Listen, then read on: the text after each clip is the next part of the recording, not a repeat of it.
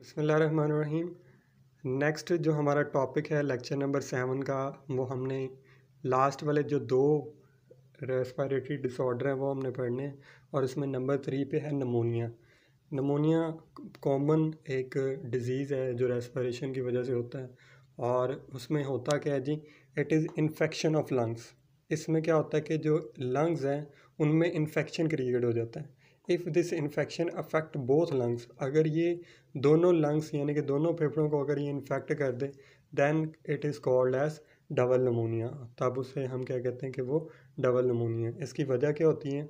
Streptococcus pneumonia, ये एक bacteria होता है जिसका नाम ही नमोनिया की वजह से है, स्ट्रेप्टोकोकस नमोनिया। इसकी वजह से ये जो नमोनिया की बीमारी है वो होती है। वायरल एंड फंगल इन्फेक्शन, कोई भी वायरस या फंगल यानी कि फंगस का अगर इन्फेक्शन हो तो वो भी नमोनिया जो है वो कॉज कर सकता है। इसके बाद इस बीमारी के सिम्टम देखते हैं।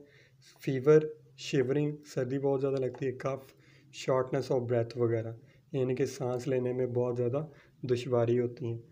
तो ये नमोनिया था और इसके कॉज और सिम्टम। इसके बाद हम चलते हैं जो मोस्ट कॉमन है और जो बहुत ज़्यादा आज भी ये बीमारी जो पाई जाती है वो है नंबर 4 और लास्ट वन है अस्थमा। अस्थमा में क्या होता है? It is form of allergy, ये एक किस्म की एलर्जी होती है in which there is inflammation of bronchi, जिसके अंदर ब्रोंकाई के अंदर इन्फ्लेमेशन यानी कि सोजिश पैदा हो जाती है, जिस तरह से ब्रोंकाइटिस जो हमने पहली बीमारी पढ़ी थी उसमें होती हैं। लेकिन इसमें ख़ास तौर पे अस्थमा और ब्रोंकाइटिस में फ़र्क ये है कि अस्थमा कुछ एलर्जन वगैरह की वजह से होता है जो हम आगे जाके डिस्कस करेंगे, जबकि ब्रोंकाइटिस में कोई भी एलर्जन वगैरह नहीं होते, यानी कि एलर्जी को उसका एलर्जी पैदा करने वाले जो सब्सटेंसेस हैं उनकी वजह से अस्थमा होता है, जबकि ब्रोंकाइटिस नहीं होता। मोर म्यूकस प्रोडक्शन, जिसकी वजह से क्या होता है, जो म्यूकस है उसकी प्रोडक्शन बहुत ज़्यादा हो जाती है। And narrowing of the Airways, और जो एयरवेज हैं यानी कि जहाँ से सांस ने गुजरना एयर ने गुजरना होता है वो नैरो होना शुरू हो जाते हैं। इसके बाद इसके कॉजेज़ देखते हैं। डिफरेंट एलर्जेंस, बहुत मुख्तलिफ एलर्जेंस। अब ये डिपेंड कर रहा होता है कि किसी इंसान को किसी चीज़ से एलर्जी होती है और उसकी वजह से भी अस्थमा हो सकता है। इसके बाद स्मोक, परफ्यूम्स वगैरह या पोलन्स वगैरह। इसके सिम्टम देखते हैं। शॉर्टनेस ऑफ ब्रेथ, वीजिंग, खराहट की आवाज़, कफ हो जाती है, और चेस्ट टाइटनेस यानी कि चेस्ट जो है वो बहुत ज़्यादा टाइट होना शुरू हो जाती है। इसके ट्रीटमेंट के लिए chemicals use and as inhaler. आपको पता है कि अस्थमा के यूज़ के लिए जो अस्थमा के जो पेशेंट होते हैं वो डिफरेंट टाइप के इनहेलर यूज़ करते हैं। वो इनहेलर क्या करते हैं कि वो जो ब्रोंकाई में इन्फ्लेमेशन है उसको दूर करते हैं और जो एयर पैसेज वे है उसको प्रॉपरली तौर पे इंगेज करते हैं कि वहाँ से एयर का पैसेज जो है वो इजीली तौर पे हो सके।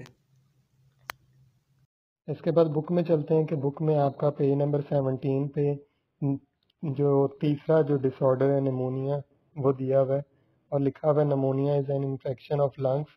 If this infection affect both lungs then it is called double ammonia. The most common cause of pneumonia is a bacterium streptococcus pneumonia. यही आपने असाइनमेंट में भी लिखना है। और इसके बाद नेक्स्ट पेज पे सम viral influenza virus and fungal infection may also lead to pneumonia.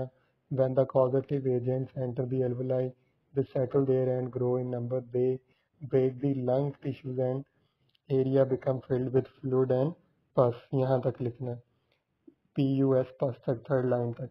और इसके बाद आपने सिम्टम की हेडिंग देनी है। सिम्टम में लिखना है the symptom of pneumonia include a cold that is followed by a high fever, shivering and a cough with sputum production। तो यहाँ तक आपने इसका आंसर लिखना है। इसके बाद जो नंबर 4 है अस्थमा। अस्थमा का आपने शुरू से लिखना है कि asthma is a form of allergy in which there is inflammation of bronchi, more mucus production and narrowing of airway. In asthma patient, the bronchi and bronchiole become sensitive to different allergens। ठीक है, तो यहाँ पे आपने allergen तक लिखना है, तकरीबन 7 या 8 लाइन एलर्जेंस तक यहाँ पे। और इसके बाद सेकंड जो पैराग्राफ है, द सिम्टम्स लिखे हुए the symptoms of asthma vary from person to person. The major symptom include shortness of breath, wheezing, cough and chest tightness. यहाँ तक आपने लिखना है और इसके बाद इसका ट्रीटमेंट जो है वो लिखना है आपने लास्ट जो 2 लाइन्स हैं। The chemicals which with the ability to dilate the bronchi and bronchioles are used in the treatment of asthma. Such medicine is given in the form of inhalers. तो यहाँ तक आपने जो असाइनमेंट्स के आपके नए क्वेश्चन होंगे राइट नोट ऑन अस्थमा वो आपने यहाँ पे ये लिखना है आपने। आप वीडियो को पॉज कर लेना और यहाँ पे आप एज इट इज़ उतार लेना। अगर आप बोर्ड वाला लिखना चाह रहे हो तो वो भी ठीक है, लेकिन अगर आप बुक वाला लिख लोगे तो वो ज़्यादा बेहतर हो जाएगा। So that's all about our lecture number 7.